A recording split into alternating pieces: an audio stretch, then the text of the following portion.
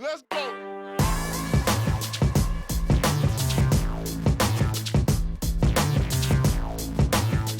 Welcome back, everybody, to another anime review with your host Ahdontron on NerdTots. Today we are recapping and reviewing the movie called Redline. This was suggested by Abe Spunkeo.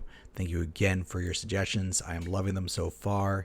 This movie came out in October of 2010. It is a quick, fast-paced movie, even though it's an hour and 40 minutes long. Now, this is by the same director of The Animatrix, Mr. Takashi Koike. Sorry if I mispronounced this. But you can easily see the styling work of this director in Animatrix versus Redline. The quick synopsis of this movie is that it's a story about the most popular racing event in the galaxy, called the Redline, and of course the various racers who compete in it. Now, for me, in order to watch this, I did have to get it on Amazon. You can rent it there. I personally like buying the items that I'd like to see them again, so I did, and I'm not too shabby about this. But I'll give you my rating at the end, as I always do. Of course, if you don't want any of spoilers and you want to skip the recap, check below. It should be right about there. Or you can also go into the description area and you can jump right ahead to the chapter.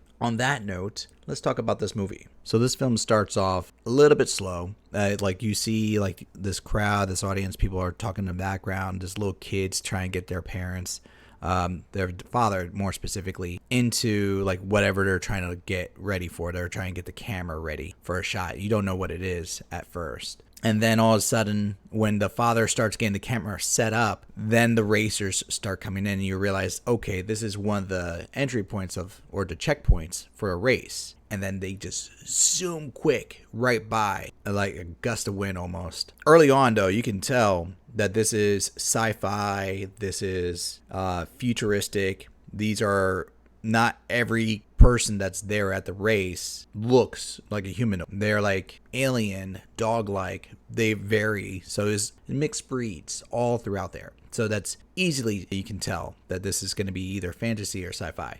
It's 100% sci-fi. Going from there, you see the various racers that are interacting, some of which will continue on to the main storyline, two of which to focus on. You get to introduce to the character Cherry Boy Hunter, also known as Shanashi.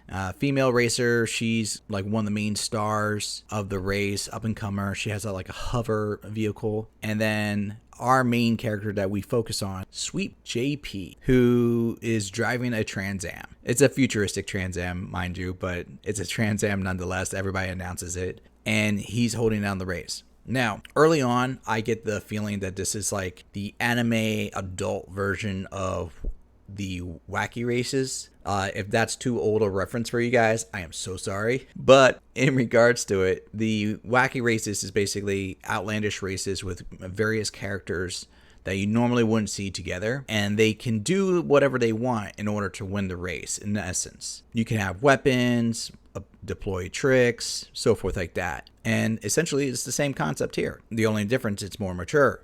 So, like, they're cussing, shooting weapons, and so forth. JP's taking the lead in this initial race, and you see like he's popping these like nitro pills into his engine to give him that boost, and before he can actually take the win, his tire's blown out. Not by accident. It's actually his head mechanic, Frisbee, who you get to see in this introduction of the race. And Frisbee is actually working with the mafia to rig the race so that they get more money, but that costs JP the win. Sonoshi, Cherry Boy Hunter, she takes the win, and then because of that, she's gonna go to the main race, Redline. They were competing in the qualifying race, which was Yellow Line, and JP gets sent to the hospital. Now, all that happens just for our introduction of the movie. Literally all that racing, and it's like, I mean, there's a good race scene. Heavy that's is the action that's in that scene. And then we get Redline coming across with like a nice artistic styling. We come to realize after JP ends up in the hospital that oddly enough, he's still going to be able to compete in the Redline event. What happened was Redline decides to take the venue to a alien world called Robo World, which is like this super military style planet, which you can tell in the art styling that they're kind of taking notes of maybe like the Nazi party. They wear their flag and their emblem everywhere. It's got the same color coding. Other than like one minor change, it looks very similar to the same symbol that they use in their own party. Everybody's like general garb and so forth like that. So you can see the nuances there. And the Robo World is against having Redline there. They're going to treat it like as an illegal invasion of their planet. So this is why it turns out that 2 of the racers are going to drop out because they feel it's too dangerous, giving the opportunity for the crowd to vote for their favorites to join the race. Henceforth, JP gets to be in the race even though he did not qualify in the yellow line. He takes the deal to join the race. Now, the way they're able to do this is JP and his crew have to go to like this moon that's nearby Robo World, which is for like a peace treaty. Is a non-militarized moon, and they have like a agreement so they can't infiltrate it, but it ends up being a spot for refugees. And of course, it's like crazy characters that are there. They're like, the merchants are just outlandish characters. You have like this old lady who always falls asleep when she wakes up. She's like this rickety lady that can't really do anything, but then when you're trying to like negotiate with her, she's like super strong and doesn't want anything with you, and she gets hysterical. And you're going to notice that in this film, a lot of over the top characters, a lot of characters who are outlandish and in extremes. Now, granted, most of the film in between is not about the racing, it's about prepping for the race. So you meet JP, like we mentioned. You met his head mechanic Frisbee, who's tied with the mob, and then you meet the old man, who is like their junkyard guy who gets all the parts they need and helps with the assembly of the car and the vehicle that they need to use. You meet some of the other characters through various ways. So there's Lynchman, who is like a bounty hunter. You see him introduction on a video recap that they do for Redline, where they're introducing the characters bit by bit. Then you also meet Machine Head, who personally I like Machine Head, but Machine Head is a character who he's been the head, no pun intended, person to beat in Redline. He's been like for the last 20 years the #1 champion. Over each race he's been remodeling his body, and they call him Machine Head because he's essentially a cyborg and his head looks like an engine block. And the funny thing to me, like, he's like this really tough super character who's like has ego, but he's been able to back it up. But on his interview, you see him with this small little puppy of a dog with the hair tied in a bow, like up, and he's just petting the dog, and he's talking about how tough he is and how he's like one of a kind, and he's only gonna be the winner, and it's just his destiny to win, and he's just petting this little dog. Love his character. I digress. They have other characters that come in. There's this pair of alien women that are like magical girls. Their names escape me right now because they're like thoughts. You don't really need to care about them too much. Now, as the time progresses, there's basically JP getting the parts. He's trying to put the moves on Shaughnessy, which is the female driver, Cherry Boy Hunter. We find out as the story progresses that she and him have past history. Not much. He remembers watching her as she was growing up, getting ready to train and becoming a racer, and she essentially became an inspiration for him to become a racer and for Frisbee to become the head mechanic for him. So that gives you a little bit of background between them. And they met before, like when she crashed her car one time, and he was trying to be supportive of her, and she basically told him off because she didn't see him as a racer. She saw him as an amateur, just being there for show, wanting to get credit. So I think that was part of the reason why he got the drive, because she called him out on it. The entire time you're getting these recaps and these prep stories that are happening, they're flashing back to the military and the president of Robo World, who is plotting to destroy the event because he doesn't want the event to happen. We come to realize that the reason why he doesn't want the event to happen is because it is televised across galaxies, and there's a lot of military bases and secrets that will be displayed of their secret bases across to their enemies and allies that they don't want to be seen. So that's the real reason why they don't want to support Redline. Now, fast forwarding to day of the race. Right before the race starts, things are set in motion to protect the racers. Lynchman, who is like a bounty hunter and one of the racers, gets hired by Redline to take out this satellite laser that's implemented by RoboWorld. And then you see rebellious workers for the RoboWorld destroy like the power plant for one of the bases at the RoboWorld junction, like one of their head bases. So they're taking out key points that will be interfering with the resistance Redline will have. And what happens is Redline uses like a new age teleportation device, is the best thing I can describe, to port in a spaceship, and they drop land racers. They all just drop in. Now, the funny thing is, most of these cars don't have like flying capabilities, so they literally drop, no parachute in, and somehow they're able to land just fine. But it's anime, so we accept it. And the president of RoboWorld and the head general are still not having this. So they decide to send in all their armed forces in that area. So they send in like the planes, the ships, their vehicles. They even got guys on like these super space age bikes. They're all attacking the racers. And the racers, because it's Redline, they're armed. They're ready to go. The only one who doesn't have any weapons is JP. He's like, I'm just here to race. I don't care. And everybody else is like, they're sending off like lasers. The two thought characters that was mentioned before, they turn their race car into like a female fembot, and the two cockpits are like stuck on the chest. So these two giant orbs are the chest, and they're the cockpits for the pilot, and they're dancing as they're fighting to their own music video song, because they are those kind of characters. As this is going on, JP was lagging, but he starts taking the nitro pills into his engine, and he starts picking up speed. And we come to find out that Frisbee, still tied with the mob, rigged the car. He shows up to the mob boss, and he's like, we're in it again. JP's going to do the same thing as before. And the mob boss is concerned. He's like, well, what if JP changes his mind? What happens? Like, we're out money. He's like, don't worry about it. I got it rigged. And he has a bomb strapped to the back engine that he has the trigger for, just in case JP decides to win the race, which JP wants to win the race, obviously. Now, the action is picking up more and more as we go, and they get to a secret base that's underground that no one really knows about, except for the president, of course, and they're racing over it.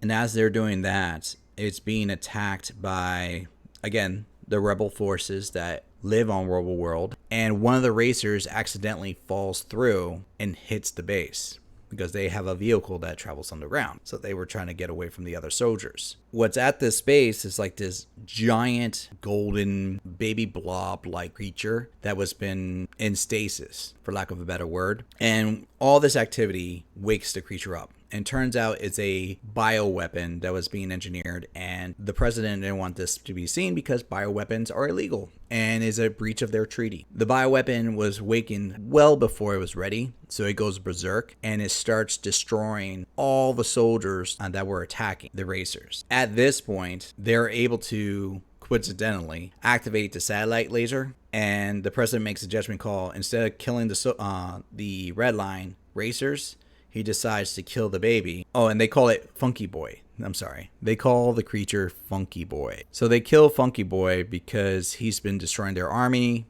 and he's going on a rampage. He's probably going to destroy the world. Unsuccessfully, might I add. They thought they killed him with a giant explosion, and he regenerates. The only thing is, the laser can only be fired once every 2 hours because of the recharge. So the head general, who had sent in all the army to kill these racers, fuses himself with another bio-engineered weapon, which no one ever mentioned, so I don't know if the president was even aware of this, and starts going toe-to-toe with Funky Boy.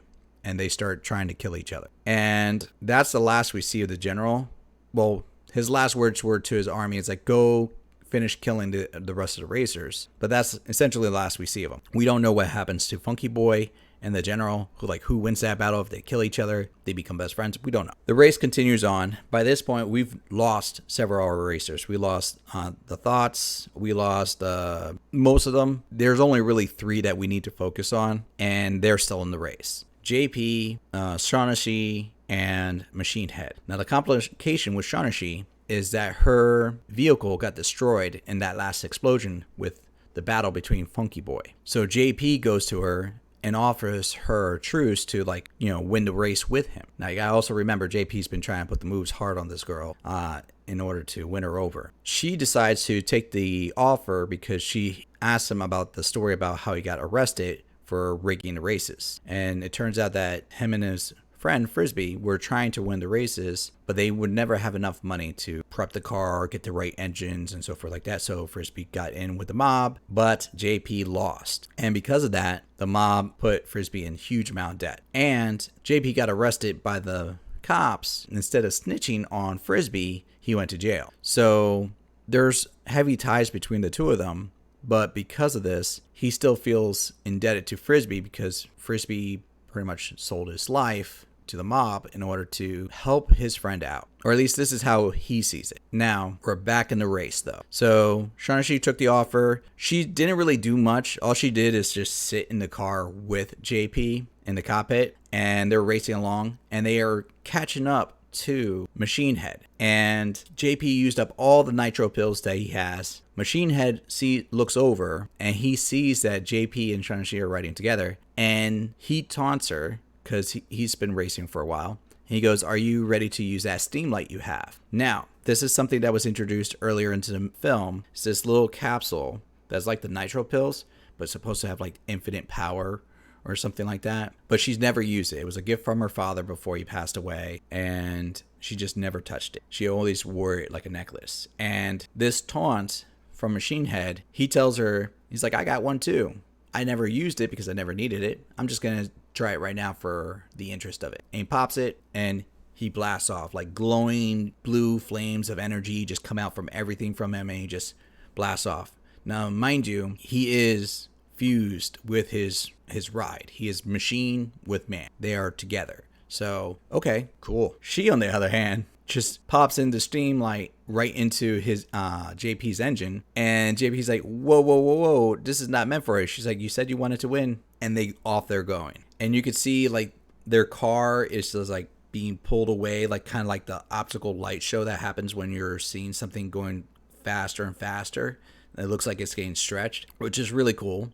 And as they're going this fast, the mob boss is getting ready to cut the ties. She's like, "No, we need to be done." And Frisbee changes his mind. He's like, "For once, I want to see him win." And he refuses to hit the trigger. And then these goons come in. They're beating on Frisbee. They're going to try to take the trigger from him. And the old man, who figured out there was a bomb strapped to the vehicle as the race was going, bursts in through the wall and kills the two goons as well as the mob boss. And they start watching the rest of the race. As they were watching the race, the old man was taking a few sips, and mistakenly hits the trigger, exploding the back end of the car. Now, normally this would be a bad thing, but this turns out to be a good thing, because even though they had the steam light just the same like Machine Head, they were only getting close to him. He was still pulling ahead. So that explosion actually pushed them further ahead than Machine Head was going with, and they were getting the lead right before the actual finish line. All of a sudden, the vehicle explodes, and you think, oh man, they might be out of it. And they're now just running to the front of the line, and they're covered in like this blue energy that was coming from the steam light. And you can see it's like this neck and neck race between the three characters. And then in a flash, we find out that JP and Shaughnessy win the race. They beat Machine Head, and everybody is blown away. They're all taken aback. They're all like roaring, exciting. And you see Shaughnessy and JP are like floating because they still have the energy on themselves. And they start kissing. And then it goes, love, the end. And that's the movie. That is the movie. So Redline is, for lack of a better term, a chaotic film. It's fun. Don't get me wrong. It's a fun film, but it's very, very chaotic. The best way I can describe it is, it reminds me of I've seen the Animatrix, so it does remind me of that, but it does remind me of like heavy metal, and also remind me of like Eon Flux somehow, like the animation style. It also has a very unique flavor to it. So it's, okay, let's break this down like I usually do. Animation, vibrant colors. Very, very vibrant colors. The uniqueness of the character design is there. And you can tell, I don't know if this was supposed to be intentional, but for the various characters that they do, they actually slightly change the design or the feel of the characters in the artwork. So like when they bring up characters like Lynchman versus our main character JP, and the artwork and style is completely different in some aspects. And then there's other scenes where they're doing cut scenes and the styles is different there too, where they like look more sketchy in the artwork style. Now, earlier when I said it's chaotic, I stand by that, because when they're going through the storyline, it's very steady.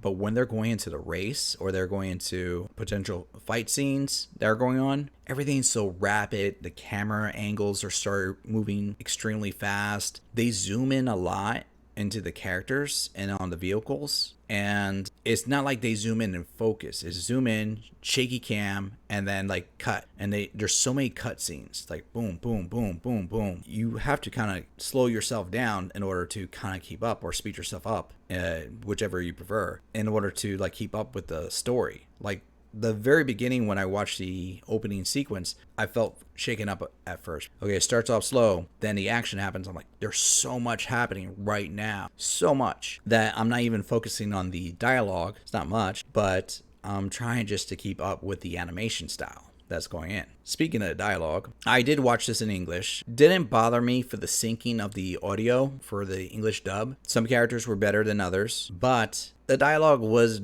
not really the high point of the movie. Like the main characters, the two main characters, Shanashi and JP, I just was not a fan of the dialogue between those two. I was more a fan of a dialogue between other characters that were introduced and how they were interacting with the storyline. Their interaction, I wasn't a fan of, and it just felt broken. Like I didn't feel connected to that.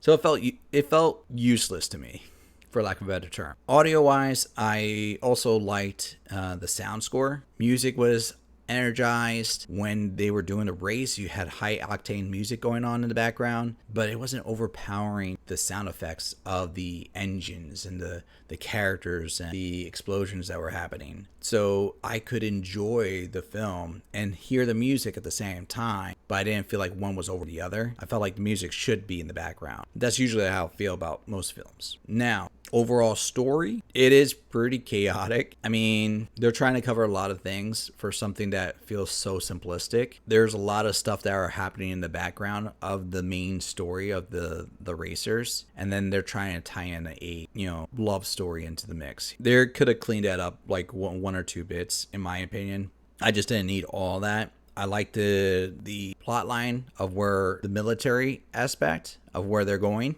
and that conflict that builds for the racers. I rather have that more cleaned up and make that more of a central point, because I felt like the ties between the racers was really supposed to be what the focal point was, and it just didn't sit home for me. So I rather having the racers having the conflict with homeworld military be a bigger issue. All in all, I will say this is a 3 out of 5 NerdTots. Now, in regards to this, I know this has gotten great reviews and has been praised a lot, but hear me out on this. This is definitely not a movie for everybody. Definitely not for kids. It's got violence, it's got nudity, it's got cussing. If you're okay with that with your kids, then that's one thing. For me, not my thing. I will also say, if you're new to anime, this is going to be a very fast, high-octane kind of film. It's not going to be like a palate cleanser. It's going to be something that you're going to be watching and going, there's a lot happening. I don't grasp everything. Like, I watched a lot of anime and there was parts where I was like,